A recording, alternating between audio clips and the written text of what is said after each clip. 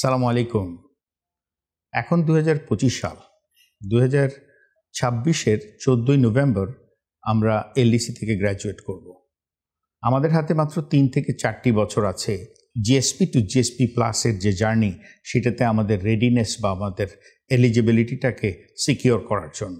আমরা ২০২২ সালে WTO ডিজির সাথে দেখা করেছিলাম আমাদের প্রাক্তন প্রেসিডেন্ট ফারুক হাসানের নেতৃত্বে। এর পরবর্তীতে ILO ডিজির সাথে দেখা করেছিলাম এবং ইউরোপিয়ান ইউনিয়নের সিনিয়র লিডারশিপদের সাথে দেখা করেছিলাম। আমরা বিকিএমইএ, বিজিএমইএ এবং বিটিএমই মিলে বেশ কিছু অ্যাপারেল ডিপ্লোমেসি করেছিলাম। আমরা বিশ্বাস করি এটা ধারাবাহিকভাবে চলতে হবে এবং এই অ্যাপারেল ডিপ্লোমেসিতে একটা এক্সপিরিয়েন্স লিডারশিপের দরকার।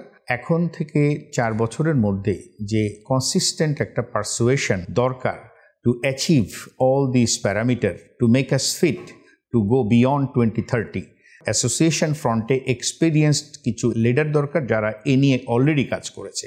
আমি বিশ্বাস করি সম্মিলিত পরিষদের যে লিডারশিপ তৈরি হয়েছে, যারা এ নিয়ে অলরেডি কাজ করেছে, 36 থেকে 70 ব্যালটে আপনাদের সাপোর্ট পেলে আমরা আবার নির্বাচিত হয়ে এই কাজের ধারাবাহিকতা বজায় রাখব। তাতে করে ইন্ডাস্ট্রি সুরক্ষিত হবে, আপনারা আমরা সবাই মিলে ভালো থাকবো ইনশাআল্লাহ।